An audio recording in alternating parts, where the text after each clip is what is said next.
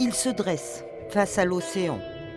Dans la croyance polynésienne, ces totems appelés des tikis sont considérés comme des dieux protecteurs. Directeur de cinéma au chômage technique, François l'a construit à partir d'un bois flotté, échoué sur le sable.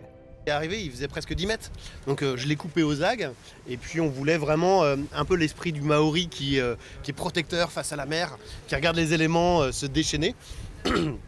Donc on a fait juste un visage, et puis ça laissait la place à la liberté de raconter sa propre histoire.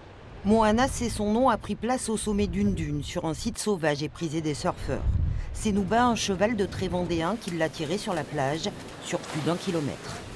C'est un cheval extraordinaire, il a un cœur du tonnerre, donc il a tiré très fort tout le long. C'est compliqué dans le sens où il a fallu qu'il tire dans un sable très mou et fuyant, voilà, tout simplement.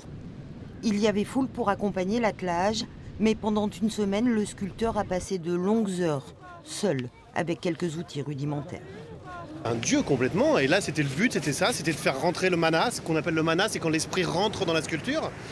Et je l'ai sculpté, ce qui est assez rigolo, c'est que je l'ai sculpté au moment où les vagues sont arrivées. Il y avait des vagues monumentales cette semaine.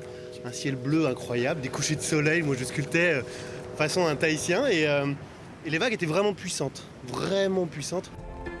Parce qu'il ne peut plus faire rêver personne sur grand écran, François espère que chacun s'appropriera ce nouveau repère. Un voyage au loin, en ces temps incertains qui nous empêchent de décoller.